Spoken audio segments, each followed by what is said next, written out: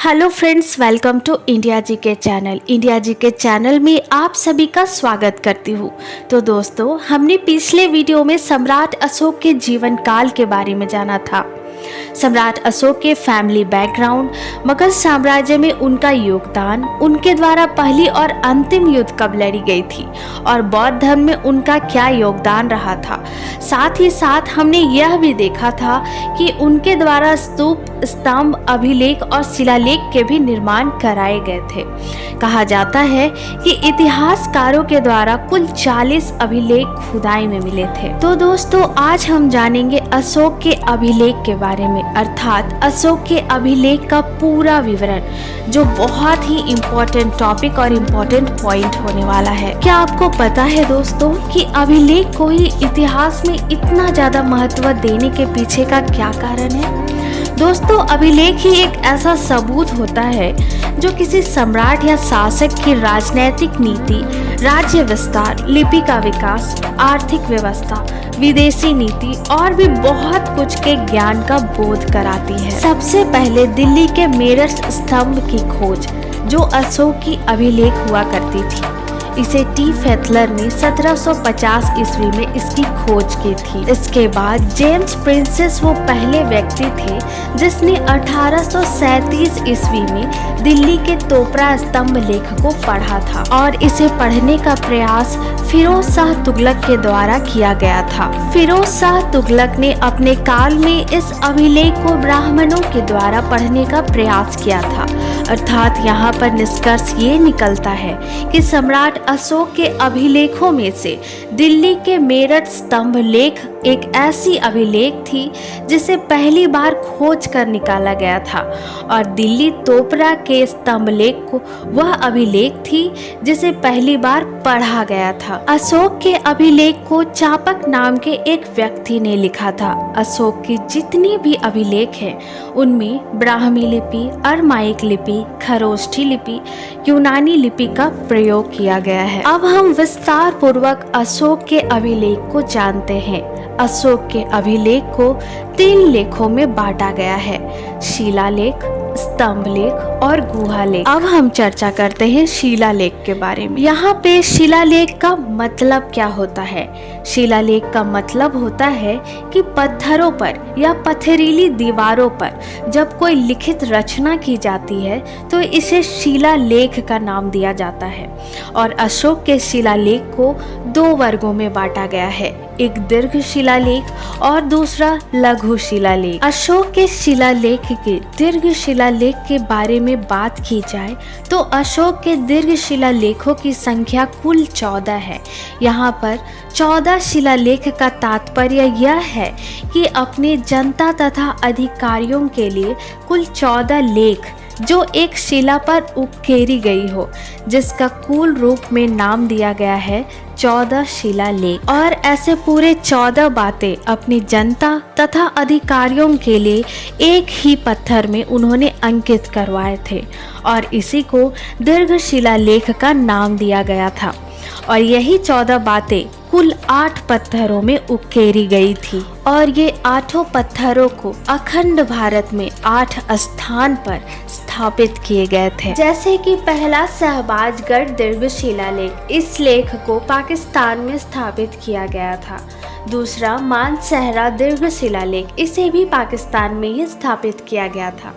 तीसरा गिरनार दीर्घ शिलालेख, जो गुजरात में स्थापित किया गया था। चौथा कालशी दीर्घ शिलालेख, जो देहरादून में स्थापित की गई थी। 5वां धौली दीर्घ शिलालेख, जिसे उड़ीसा में स्थापित किया गया था।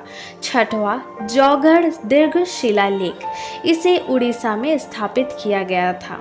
7वां एर्रागुड़ी दीर्घ शिलालेख, जिसे आंध्र प्रदेश में स्थापित किया गया था। और 8वां शोपरा दीर्घ शिलालेख, जिसे महाराष्ट्र में स्थापित किया गया था। अर्थात यहाँ निष्कर्ष यह निकलता है कि कुल 14 बातें 8 पत्थरों पर 8 स्थानों पर समान रूप से अशोक के द्वारा स्थापित किए गए थे, पर उनमें से 2 दीर्घ शिलालेख में एक छोटी सी भिन्नता आती है। एक धौली दीर्घ शिलालेख में तथा एक जौगढ़ दीर्घ शिलालेख में। अंतर के पीछे की बात यह है कि सम्राट अशोक के द्वारा कलिंग की युद्ध लड़ी गई थी और इसमें बहुत नरसंहार हुआ था, जिसके वजह से सम्राट इस नरसंहार को देख उनका मन पूरी तरह से परिवर्तित हो गया था तथा उन्होंने लोगों के प्रति दया भाव तथा सांत्वना देने हेतु प्रमुखतः धौली दीर्घ शिलालेख तथा जौगढ़ दीर्घ शिलालेख में 14 बातों में से 11वें, 12वें और 13वें बातों को हटाकर प्रथम कलिंग पृथक तथा द्वितीय कलिंग पृथक की शिलालेख पर पुष्टि करवाई थी। यहाँ पर यह भी कह सकते हैं कि अशोक ने कलिंग पर आक्रमण किया तो था, पर शायद ये भी बात रही होगी कि ये राजनैतिक षड्यंत्र हो या फिर सांत्वना रही हो, ये भी परिवर्तन के कारण हो सकते हैं। अब हम जानते हैं अशोक के शिलालेख के लघु शिलालेख के बारे में। अशोक के लघु शिलालेख भारत के 12 स्थानों पर स्थापित किए गए हैं, जैसे भाभू बैराट लघु शिलालेख जो राजस्थान जयपुर में स्थित है, पनगुरिया शिलालेख और बुधनी लघु शिलालेख जो दोनों महाराष्ट्र में स्थित है, मास्की लघु शिलालेख, जतिंग रामेश्वर लघु शिलालेख, ब्रह्मगिरी लघु शिलालेख जो कर्नाटक में स्थित है, राजोल मंडगिरी लघु शिलालेख, एर्रागुड़ी लघु शिलालेख जो आंध्र प्रदेश में स्थित है, अहरौरा लघु शिलालेख जो उत्तर प्रदेश मिर्जापुर में स्थित है, गुजरू लघु शिलालेख, रूपनाथ लघु शिलालेख और सारामारू लघु शिलालेख जो मध्य प्रदेश में स्थित है। दोस्तों, अब हम आते हैं अशोक के अभिलेख में से स्तंभ लेख के बारे में जानकारी लेने के लिए। पर यहाँ पे स्तंभ लेख का मतलब क्या होता है? जैसे कि अंग्रेजी शब्द कॉलम के लिए हिंदी में स्तंभ शब्द का प्रयोग किया जाता है। हिंदी में स्तंभ शब्द अंग्रेजी से लिया गया एक शब्द है जिसका अर्थ होता है खंभा, लेकिन अंग्रेजी में कॉलम में हिंदी रूपांतरण के रूप में यह बिल्कुल अलग अर्थ में प्रयोग किया जाता है।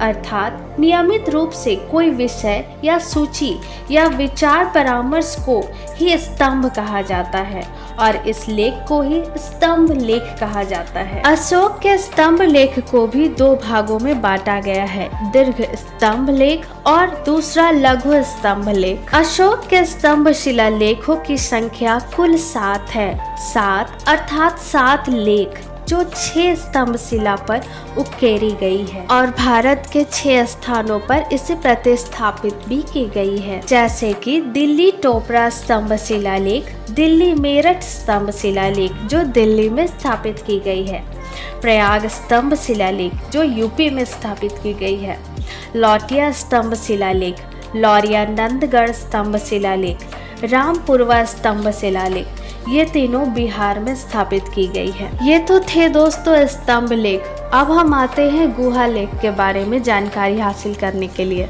तो गुहा लेख का मतलब होता है कि गुफा के मुख्य द्वार के अगले हिस्से को सपाट करवाकर जो अभिलेख या लेख लिखे जाते हैं उन्हीं लेखों को गुहा लेख कहा जाता है। और कहा जाता है कि गुहा लेख आजीवन संप्रदाय से जुड़ा हुआ होता था और कहा जाता है कि अशोक ने नागार्जुन और बराबर पहाड़ी को काटकर आजीवक संप्रदाय के लोगों के लिए 3 गुहा लेख का निर्माण करवाया। पहला सुदामा गुहा लेख, दूसरा कर्ण चौपन गुहा लेख और तीसरा विश्व झोपनी गुहा लेख।